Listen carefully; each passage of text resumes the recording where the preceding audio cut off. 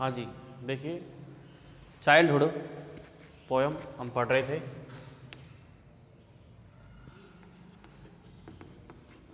Childhood यानी बचपन, ठीक है। किसने लिखा है ये लिखा है मार्कस नेटन ने। मार्कस नेटन ने। तो मार्कस नेटन के हमने 2 स्टेंजा पढ़ लिए हैं बस चाइल्डहुड के। उसके बाद तीसरा स्टेंजा आता है व्हेन डिड माई चाइल्डहुड गो। जैसे कि हमको पता है कि ये फर्स्ट लाइन हमेशा वही यूज़ करेगा, बाकी स्टेंजा में जो फर्स्ट लाइन है वो बाकी सभी की वो फर्स्ट लाइन है। स्टेंजा नंबर 3 जिसको हम बोलते हैं कविता का अंश एग्जैक्ट नंबर 3। फर्स्ट लाइन वही है same, when did my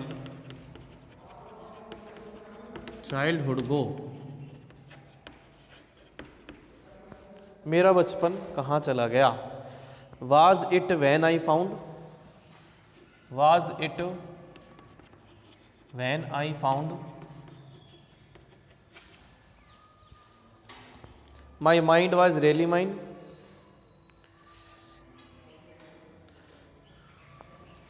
my mind is really mine. उसके बाद to use whichever way. To use whichever वे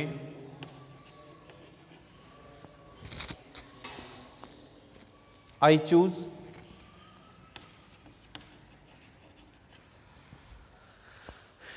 उसके बाद producing thoughts.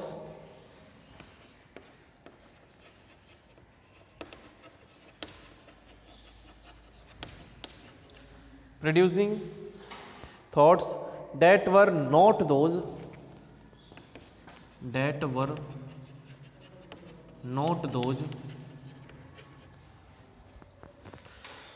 of other people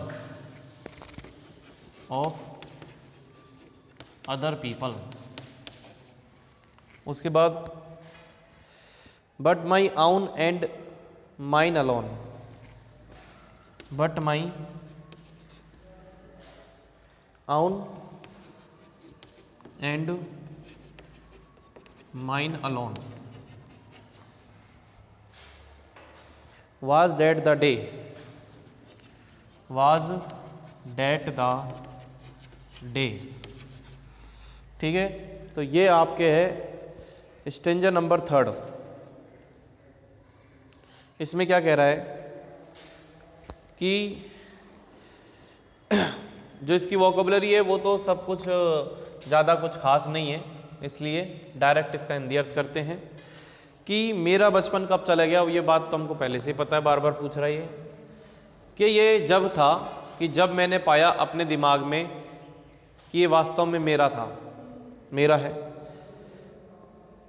उस समय जब मैंने पाया कि ये वास्तव में मेरा है या मेरा ही था, कि to use whichever way I choose, कि जिसको मैं अपनी तरफ से किसी भी प्रकार से इसको उपयोग कर सकता या उपयोग मैंने कर सकता हूँ या करना चाहता हूँ। फिर है producing thoughts that were not those, जो विचार उत्पन्न हुए वो उस प्रकार के नहीं थे टू ऑफ अदर पीपल, दूसरे लोगों के,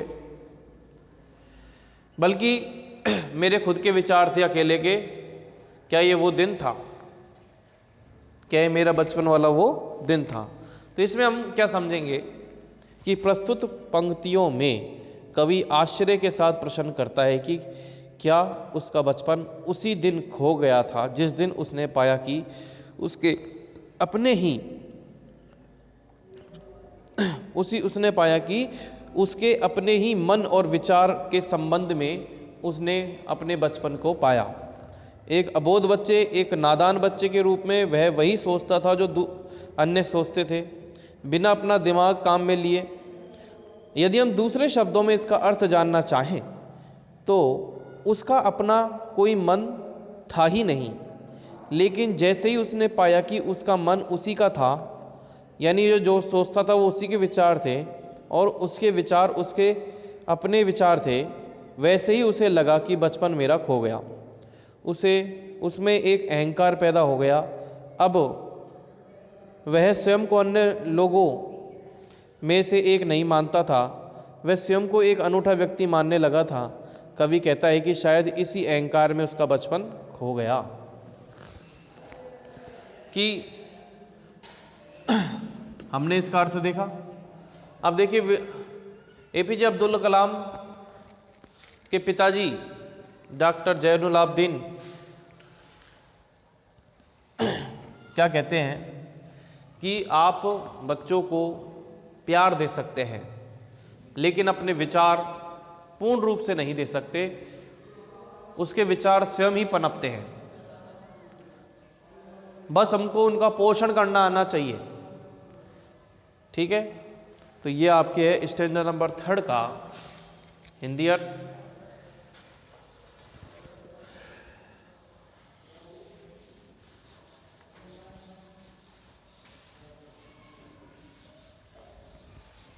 उसके बाद जो क्वेश्चन आंसर बन रहे हैं वो किस प्रकार से हैं।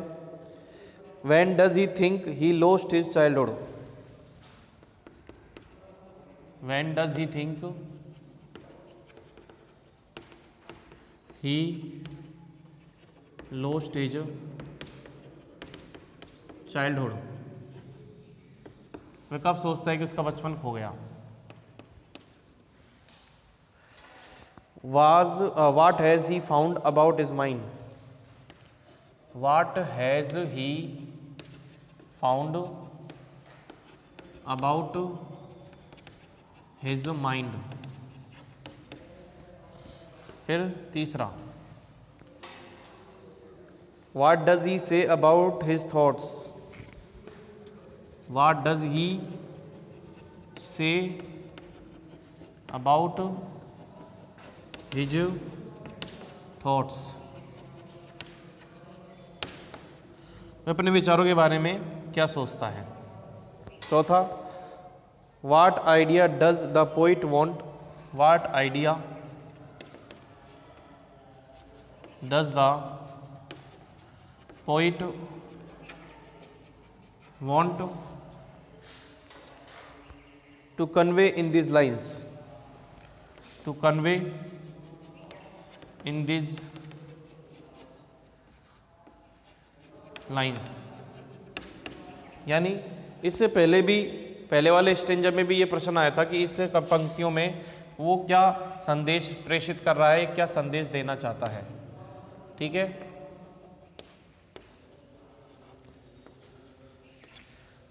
तो सबसे पहला प्रश्न कह रहा है कि when does he think he lost his child? उसने कब उसको पता लगा, इसको कब लगा ऐसा कि उसने अपना विचार अपना बचपन खो दिया। कि हमने ये पढ़ा कि वह सोचता है कि वह अपना बचपन उसने तब खो दिया था जब वह स्वतंत्र रूप से उसने सोचना शुरू कर दिया था। द पोइट, यहाँ पर देखो ही आ रहा है, तो यहाँ पर जो ही है वो ही का यूज ना करे, नाउन से शुरू करे। The poet thinks that he lost his childhood when he started to think, तब उसने सोचना शुरू कर दिया था किसके बारे में? और think himself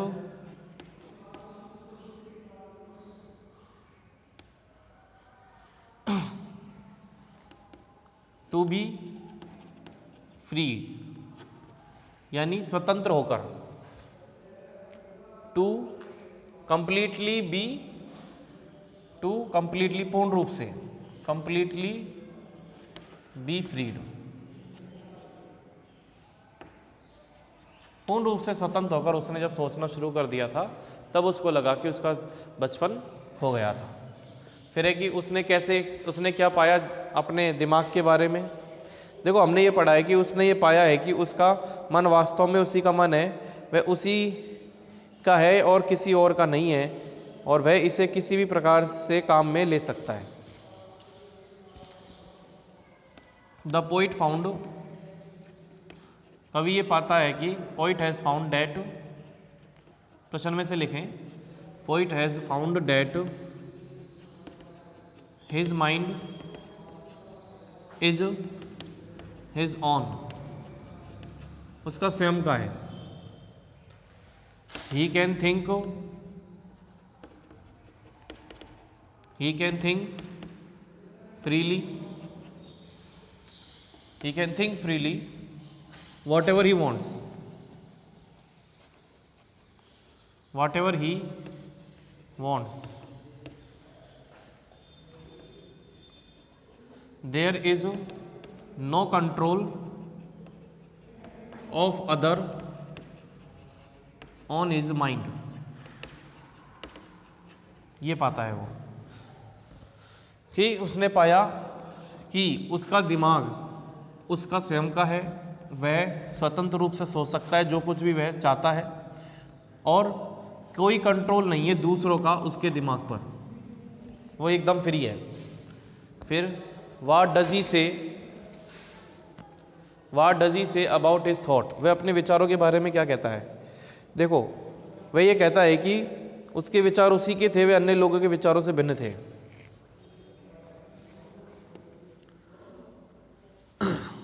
the poet says about, प्रश्न में से लिखिए, about his thoughts that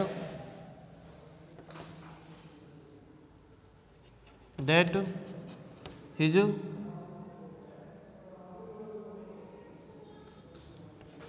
thoughts are truly related to his mind.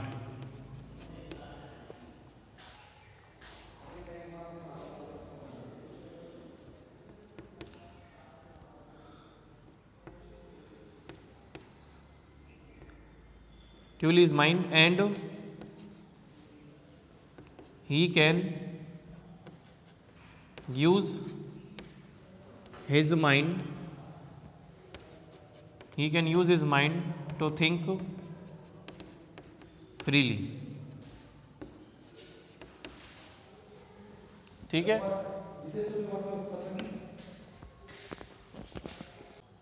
फिर आगे देखिए कि इसका अर्थ हमने देखा कि पोइट कहना चाहता है अपने विचारों के बारे में कि उसके विचार सच्चे रूप में उसी से संबंधित है और वह अपने दिमाग को उपयोग कर सकता है स्वतंत्र रूप से सोचने के लिए। ठीक है, तो किस प्रकार, चौथा प्रश्न है कि किस प्रकार के विचार कवि चाहता है देना इन लाइनों में मैसेज के तौर पर। देखिए, हमने ये पढ़ा है कि कवि ये विचार देता है कि कोई व्यक्ति बचपन में भोलेपन को तब खो देता है जब उसके मन में अहम भाव विकसित होने लगता है। तो the poet wants to convey an idea in these lines that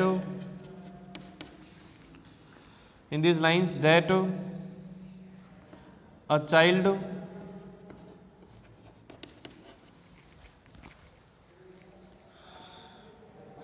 has lost his innocence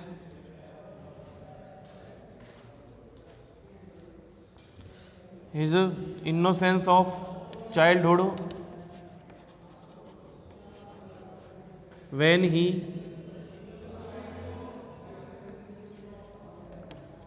his thoughts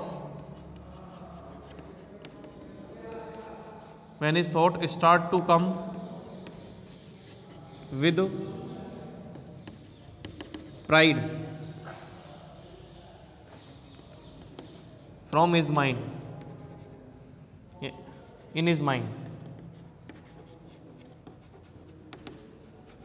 देखिए, कवि चाहता है, मैसेज एक विचार देना चाहता है इन लाइनों में कि एक बच्चा अपनी चाइल्डहुड की मासूमियत को खो देता है जब उसके विचार आने शुरू हो जाते हैं विद प्राइड, घमंड के साथ उसके दिमाग में, तब वो अपना बचपन खो देता है।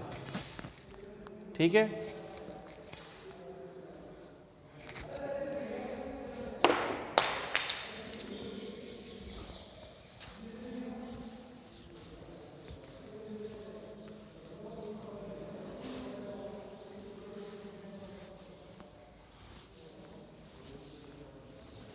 उसके बाद है स्टेंजर number 4,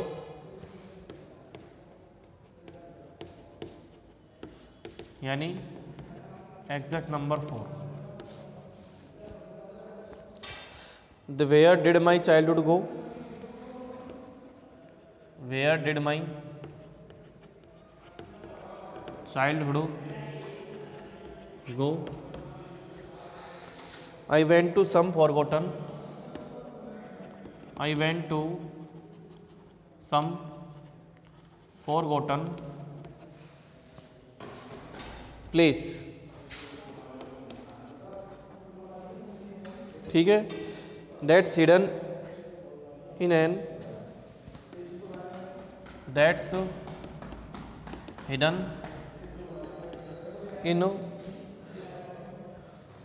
infant face।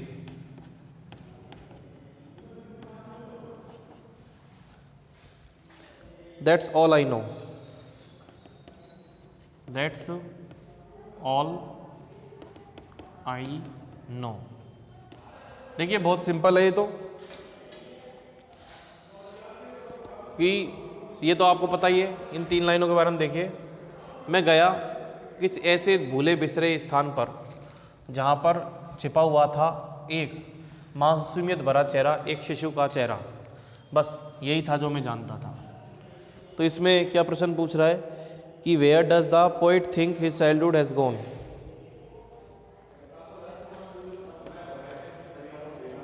Where does the poet think his childhood go, his childhood go. दूसरा, explain the word some god, explain the phrase, क्या फ्रेज है, सम फॉरगॉटन प्लेस। उसके बाद थर्ड क्या है, where can childhood be found, where could B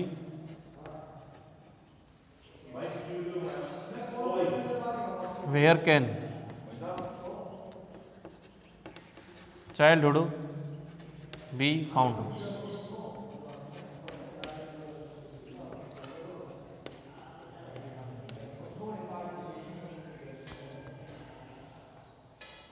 first है कि वे कवि के अनुसार उसका बचपन कहाँ चले गया, तो इसमें है the poet thinks that his childhood goes into some forgotten place.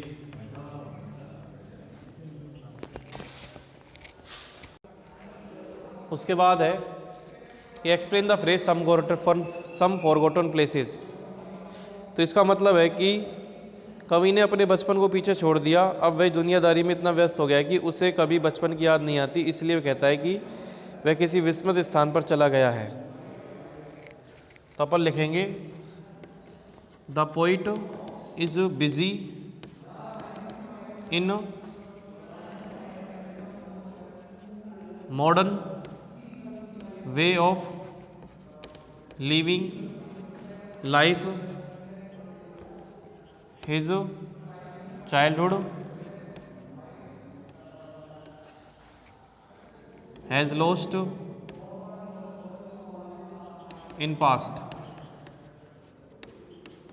ये कहना चाह रहा है कि जो पोइट है वो बिजी हो गया है आधुनिक तरीके के जीवन के तरीकों में, modern ways of living life, जो आधुनिक जीवन जीने के तरीके हैं उनमें बिजी हो गया है। हिज चाइल्डहुड, उसका बचपन हो गया है भूतकाल में। फिर है कि where can childhood be found, उसका बचपन कहाँ पाता है।